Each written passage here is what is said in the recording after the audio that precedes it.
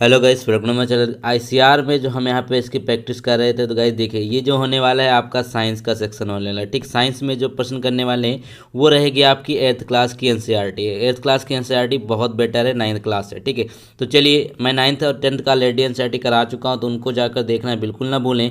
तो गाइस देख लेंगे, बहुत ही यहाँ पे बढ़िया बढ़िया क्वेश्चन आपको लेकर आऊँ।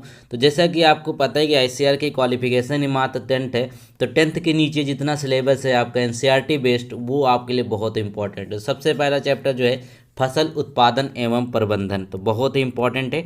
फसल से तो जरूरी यहाँ पर रिलेटेड है, क्योंकि आईसीआर जो है आपका इसी से रिलेटेड है। तो गाइज अगला प्रश्न देख लेते हैं। तो कहा गया कि ग्रीष्म ऋतु में जो फसल लगाई जाती है उनको क्या कहते हैं। देखिए ग्रीष्म ऋतु में क्या होती हैं, आपकी जायद की फसलें होती है। ठीक है, जायद की जितनी भी फसलें होती है वो ग्रीष्म ऋतु होती हैं।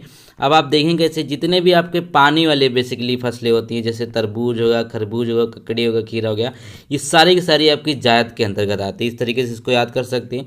प्रश्न संख्या अगला देखेंगे तो कहते हैं कि जंतुओं द्वारा प्राप्त खाद्य पदार्थ है। तो जंतुओं द्वारा इसमें से कौन सा खाद्य पदार्थ है जो प्राप्त होता है, तो याद रखेंगे शहद आपका राइट आंसर हो जाएगा। शहद जो है इससे प्राप्त किया जाता है। क्वेश्चन नंबर अगला देखेंगे यहाँ पर।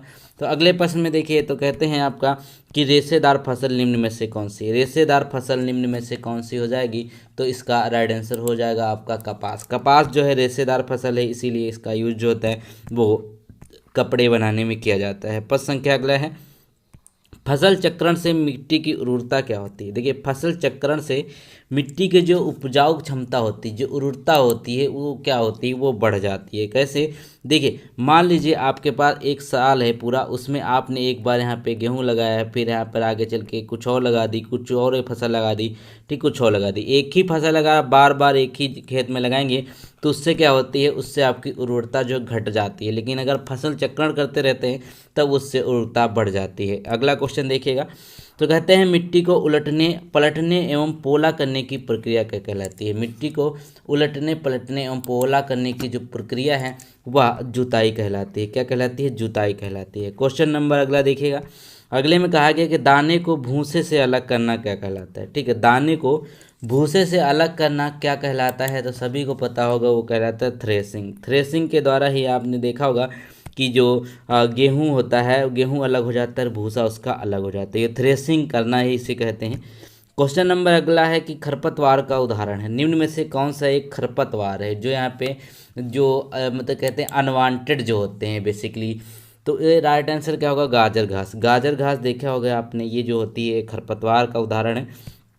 क्वेश्चन नंबर अगला है कि खरीफ फसल का उदाहरण कौन सा है। खरीफ फसल की अगर बात कर लेंगे तो इसमें क्या हो जाएगा, धान, सोयाबीन, आलू, गेहूं में से जो खरीफ की फसल है वो आपका हो जाएगा यहाँ पर धान। ठीक, धान जो है वो आपकी खरीफ की फसल है, गेहूं आपकी रबी की फसल है। क्वेश्चन नंबर अगला देखिएगा। यहाँ पर अगले प्रश्न की बात कर लें तो इसमें बोला गया कि फसल से अनाजों को अलग करने की प्रक्रिया को क्या कहा जाता है। फसल से अनाज को अलग करने की प्रक्रिया दौनी कहलाती है। क्या कहलाती है, दौनी। दौनी एक प्रक्रिया होती है जिसमें फसल से अनाजों को यहाँ पे अलग किया जाता है। क्वेश्चन नंबर अगला देखिएगा।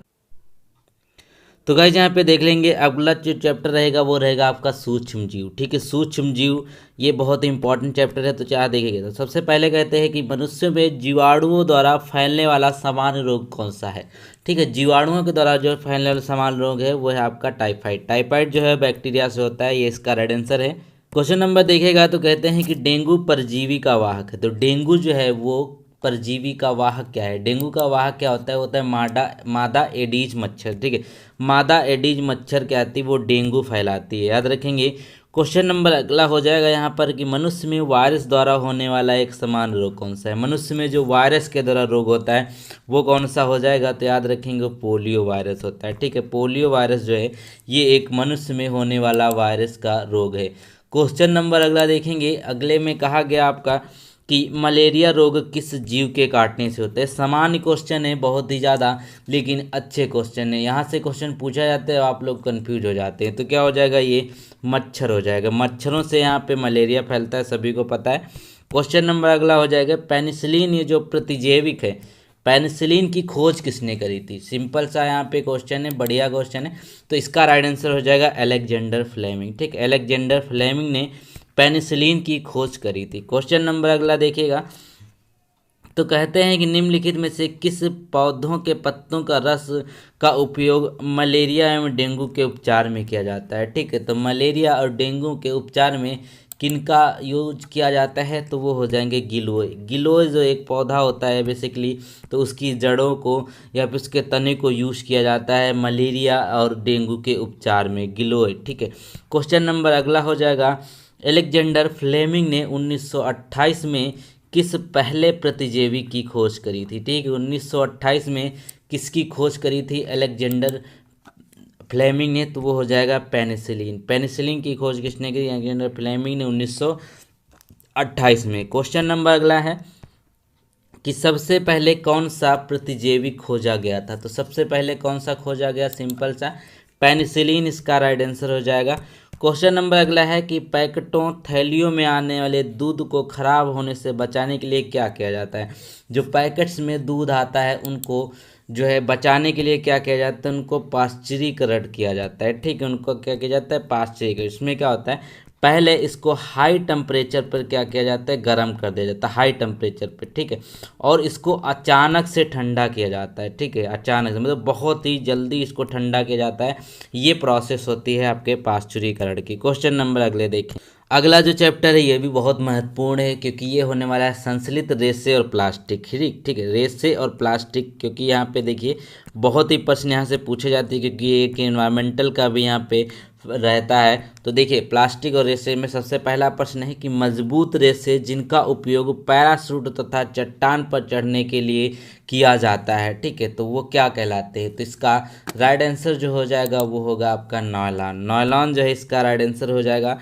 पद संख्या अगला देखिएगा। अगले में पूछा गया है कि जो पॉलीथीन है वो किस प्रकार की प्लास्टिक है। ठीक है, तो पॉलीथीन किस प्रकार की प्लास्टिक है, तो याद रखेंगे इसका राइट आंसर क्या हो जाएगा, वो हो जाएगा थर्मोप्लास्टिक। ठीक है, पॉलीथीन जो है वो एक थर्मोप्लास्टिक है। क्वेश्चन नंबर अगला देखेंगे, तो कहते हैं कि सेलुलोज का शुद्ध रूप क्या है। बेसिकली जो सेलुलोज है इसका शुद्ध रूप क्या हो जाएगा, वो हो जाएगा यहाँ पर कागज। कागज जो है ये क्या होगा, सेलुलोज का शुद्ध रूप होता है। प्रश्न संख्या अगला देखेंगे, कहते हैं कि पैराशूट बनाने में किस रेशे का उपयोग किया जाता है। जो पैराशूट है उसको बनाने के लिए जो रेशा यूज किया जाता है वो होता है नायलॉन। ठीक है, क्या होता है, नायलॉन यूज किया जाता है पैराशूट बनाने के लिए। क्वेश्चन नंबर अगला है कि टेफ्लॉन एक क्या है। तो टेफ्लॉन जो है वो क्या है बेसिकली, तो टेफ्लॉन एक क्या है, वो हो जाएगी प्लास्टिक होती है। टेफ्लॉन क्या है, वो एक प्लास्टिक है। प्रश्न संख्या अगला देखिए, तो कहते हैं कि बेकेलाइट क्या है। बेकेलाइट क्या चीज़ होती है, तो बेकेलाइट भी यहाँ पर एक प्लास्टिक होती है, याद रखेंगे बेकेलाइट भी एक आपकी प्लास्टिक है। पद संख्या अगला देखिए, तो इसमें कहते हैं कि उच्च अणुभार वाले बहुलक को कहते हैं। तो उच्च अणुभार वाले जो बहुलक होते हैं वो किस में होते हैं, वो प्लास्टिक में होते हैं। याद रखेंगे प्लास्टिक जो है वो उच्च अणुभार वाले बहुलक होते हैं। बहुलक का मतलब क्या है, मल्टीप्लिकेशन, बहुत ही ज़्यादा मात्रा में।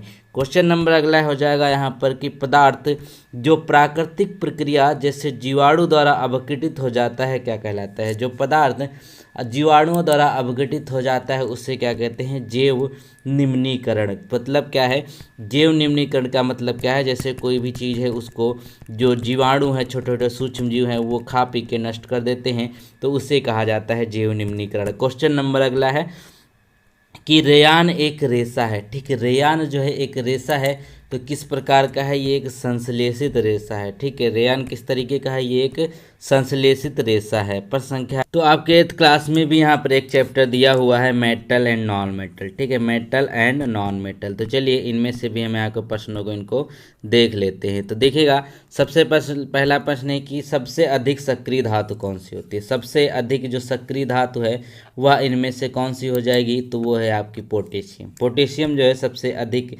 सक्रिय धातु है इनमें से। क्वेश्चन नंबर अगले देखेंगे यहाँ पर हम, तो बोला गया है कि निम्न में से कौन सा एक धातु नहीं है। इन निम्न में से कौन सा एक धातु नहीं है जो मेटल नहीं है, तो याद रखेंगे आप क्या है, सल्फर जो है वो मेटल नहीं है। बाकी तांबा, एल्युमिनियम, लोहा, ये सारे सारे मेटल हैं। प्रश्न संख्या अगला है, कहते हैं कि धातुओं के किस गुण के कारण उनके तार खींचे जा सकते हैं। ठीक, धातुओं का एक कौन सा गुण होता है, कौन सी उसकी प्रॉपर्टी होती है जिसकी वजह से उसमें तार बनाए जा सकते हैं। जैसे इसमें क्या होता है, इसको कहते हैं लचीलापन या फिर तन्यता। ठीक है, इनको खींच के, जैसे आप मान लीजिए कि आपका ये सोना है, ठीक है, सोने में से आप क्या करेंगे, तार खींच जा सकते हैं, पतले पतले तार खींचे जा सकते हैं। प्रश्न संख्या अगला देखिएगा, तो इसमें कहते हैं कि निम्नलिखित में से किस धातु को चाकू से काटा जा सकता है। तो सभी को पता होगा सोडियम है, कई बार इसको कराया हुआ है, तो सोडियम इसका राइट आंसर है।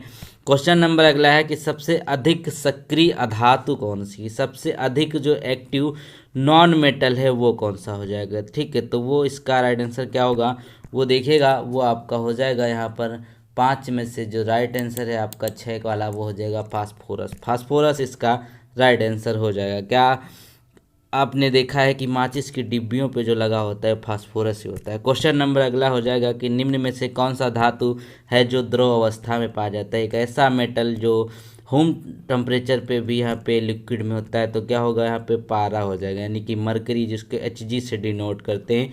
प्रश्न संख्या अगला देखिएगा, तो कहते हैं कि एक उच्च आघातवर्ध धातु जिसका उपयोग खाद्य पदार्थ को पैक करने के लिए किया जाता है। ठीक है, तो उच्च जो है आघातवर्धनी होता है वो, और उसमें क्या होता है, उसको खाद्य पदार्थ को पैक करने के लिए किया जाता है। तो आपने सुना, अगर फास्ट फूड आप पैक करवाते हैं दुकान से, चाउमीन वगैरह, तो वो किस में देता है, वो आपको एल्युमिनियम फॉइल में देता है। उसमें खाना वगैरह भी लोग पैक करके ले जाते हैं ऑफिस में, तो आपका राइट आंसर हो गया एल्युमिनियम। क्वेश्चन नंबर अगला है कि इनमें से कौन ठंडे जल के साथ तेजी से अभिक्रिया करता है। ठंडे जल के साथ, कोल्ड वाटर के साथ वो बहुत ही रैपिड जो है रिएक्शन करता है, तो वो राइट आंसर क्या हो जाएगा, वो होगा आपका सोडियम। सोडियम क्या है, ये आपका राइट आंसर जो है, बहुत ही ज़्यादा ये होता है रिएक्टिव। क्वेश्चन नंबर अगला है कि एक धातु जिसमें चमक होती है, एक ऐसा नॉन मेटल है जो यहाँ पे चमक होती है जिसमें, ठीक है, नॉन मेटल इसमें से कौन सा हो जाएगा, तो वो आपका हो जाएगा, यहाँ पर देखिएगा 10 में से, वो है आपका आयोडीन। आयोडीन कहाँ से प्राप्त किया जाता है, ये समुद्रों से प्राप्त किया जाता है। क्वेश्चन नंबर अगला देखिएगा, तो गाइस अगला जो चैप्टर है वो देख लेते हैं, जो रहने वाला है आपका कोयला और पेट्रोलियम। ठीक है, कोयला और पेट्रोलियम, ये आपका चैप्टर है साइंस का। ठीक है, 8th क्लास के एनसीईआरटी हम सॉल्व कर रहे हैं। तो यहाँ पे बोला गया कि जीवाश्म ईंधन का जलना क्या होता है। तो जीवाश्म ईंधन का जलना बेसिकली क्या चीज़ है, वो आपका हो जाएगा यहाँ पर वायु प्रदूषण का कारण। जीवाश्म ईंधन अगर आप जलाएंगे तो देखेंगे कि वायु प्रदूषण का ये कारक होता है। क्वेश्चन नंबर अगला देखेंगे, तो कहते हैं कि वाहनों के लिए सबसे कम प्रदूषक ईंधन है। ठीक है, वाहनों के लिए जो सबसे कम प्रदूषक ईंधन है वो कौन सा हो जाएगा, तो वो होगा यहाँ पर आपका सीएनजी। देखिए आप क्या है, सीएनजी पे सारी गाड़ियाँ चलती हैं। आपका इसका फुल फॉर्म क्या होता है,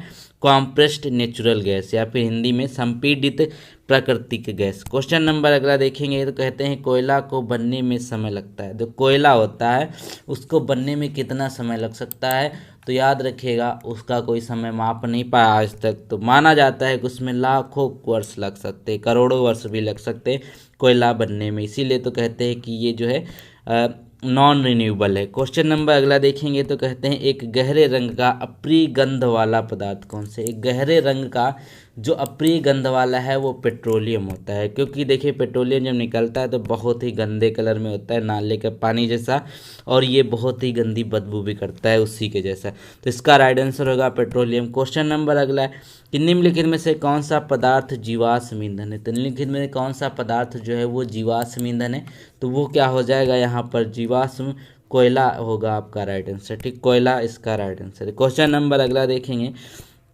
इनमें कहा गया इनमें से कौन सा संसाधन क्षय होने वाला नहीं है। कौन सा संसाधन जो है ख़त्म होने वाला नहीं है, तो वो क्या होगा, वो होगी वायु। वायु से आप जितनी भी एनर्जी लेना चाहते ले सकते, कभी ख़त्म नहीं होती। खनिज, कोयला, पेट्रोलियम सारे कभी ना कभी ख़त्म हो जाएंगे। क्वेश्चन नंबर अगला है कि प्राकृतिक गैस में मुख्यतः गैस होती है। तो प्राकृतिक गैस जो होती है वो मुख्यतः उसके अंदर कौन सी गैस होती है, तो सबसे बढ़िया है क्या, मीथेन जो है वो मेन घटक होता है इन गैसेस का। ठीक है, मीथेन इसका राइट आंसर है। क्वेश्चन नंबर अगला है कि यहाँ पर पेट्रोलियम का कौन सा उत्पाद सड़क निर्माण हेतु प्रयोग किया जाता है। अब सड़क निर्माण के लिए क्या यूज किया जाता है, तो वो आपका राइट आंसर हो जाएगा बिटुमिन। ठीक है, बिटुमिनस भी इसको कहा जाता है। तो बिटुमिन जो है वो आपका यूज़ किया जाता है पेट्रोलियम के लिए, मतलब पेट्रोलियम का ही ये उत्पाद है जो सड़क निर्माण में यूज़ किया जाता है। तो चलिए अगले क्वेश्चन देखें। तो गाइस जो अगला चैप्टर है वो देख लेते हैं। तो वो होगा आपका दहन और ज्वाला। छोटे छोटे चैप्टर हैं लेकिन इसमें बहुत चैप्टर है, ठीक है, लगभग 14-15 के आसपास हैं। तो दहन और ज्वाला इसको ले लेते हैं। तो इसमें बोला गया है कि सारे के सारे जो चैप्टर वो एमसीक्यू के फॉर्म में है आपके।